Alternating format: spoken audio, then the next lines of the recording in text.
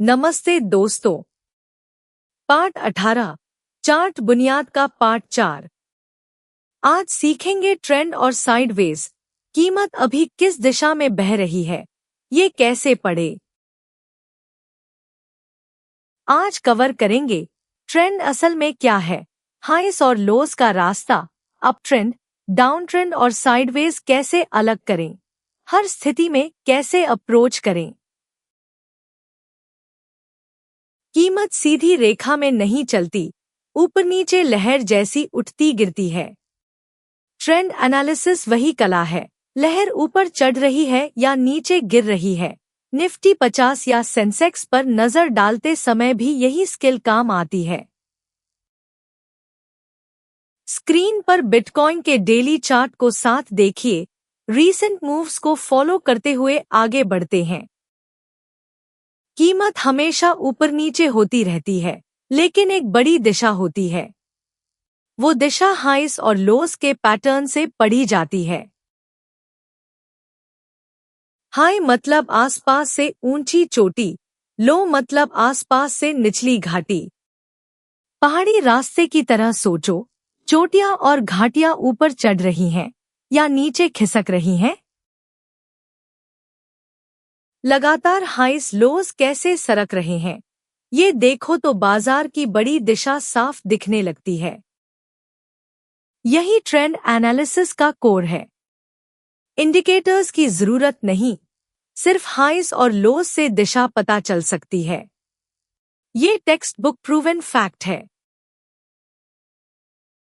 Screen के bitcoin daily पर खुद रीसेंट हाइस और लोस ढूंढो और देखो वो ऊपर जा रहे हैं या नीचे।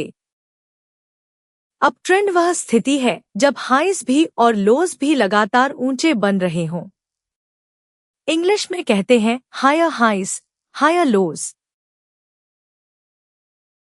हर लहर पहले वाली से ऊंची चोटी बनाती है और गिरावट भी पिछले लो से ऊपर रुकती है, सीढ़ियां चढ़ने जैसा। अप ट्रेंड में लोस के पास खरीदना स्टैटिस्टिकली ज्यादा अनुकूल रहता है, क्योंकि बड़ी धारा के खिलाफ नहीं जा रहे। निफ्टी 50 या सेंसेक्स साफ चढ़ाई में हो तो भी यही लॉजिक। ट्रेंड जितना मजबूत, लोज उतनी तेजी से ऊपर कदम रखते हैं। डिमांड, खरीदने वाले, सप्लाई पर हावी रहते हैं। ट्रेंड कमजोर पड़े तो लोज जल्दी रिकवर नहीं करते और लगभग एक ही जोन पर ठहरते दिखते हैं। ये पैटर्न रियल डेटा से कंफर्म होता है। बिटकॉइन डेली पर रीसेंट लोस को बाएं से दाएं स्कैन करो, क्या वो स्टेप बाय स्टेप ऊंचे बन रहे हैं। डाउन ट्रेंड वह स्थिति है जब हाइस भी और लोस भी लगातार नीचे बन रहे हों। इसे लोअर हाइस, लोअर लोस कहते हैं। रैली आए तो भी पिछले हाई को पार नहीं कर पाती और मुड़ जाती है। फिर कीमत पिछले लो से और नीचे जाती है, सीढ़ियां उतरने जैसा पैटर्न। डाउन ट्रेंड में सिर्फ बाउंस देखकर जल्दी खरीद लो तो बड़ी धारा अभी भी नीचे है, नुकसान आसान हो जाता है। डिप पर खरीद से बाउंस मुनाफा दे सकता है, लेकिन वो बड़ी धारा के खिलाफ जाना है, इसलिए रिस्की। भारत में रिटेल के लिए कैश मार्केट शॉर्टिंग सीमित है। एफओ में शॉर्ट अपोजिट बेट भी एसईबीआई के लॉस वार्निंग के दायरे में आता है, सावधानी जरूरी। डाउन ट्रेंड बदलने का सिग्नल साफ है, लोज नए नीचे न बनाएं और साथ ही हाइस पिछले हाई को तोड़ना शुरू करें। वो टर्न सिग्नल कंफर्म होने तक डाउन ट्रेंड में सतर्कता से अप्रोच करो। दशकों के चार्ट इतिहास का यही सबक है, चाहे बिटकॉइन हो या निफ्टी बटा सेंसेक्स। साइडवेज यानी रेंज या बॉक्स, हाइस और लोज लगभग एक ही स्तर के आसपास ऊपर नीचे घूमते हैं। दिशा अभी तय नहीं हुई। ऊपरी सीमा रेजिस्टेंस, छत कहलाती है, कीमत वहां तक चढ़कर वापस धकेल दी जाती है। निचली सीमा सपोर्ट, फ्रिश कीमत उसके नीचे नहीं टिकती और उछलकर ऊपर लौटती है। जैसे चाय का दाम 10 रुपए से 20 रुपए के बीच झूलता रहे, कीमत इन्हीं दो रेखाओं के बीच आती जाती रहती है।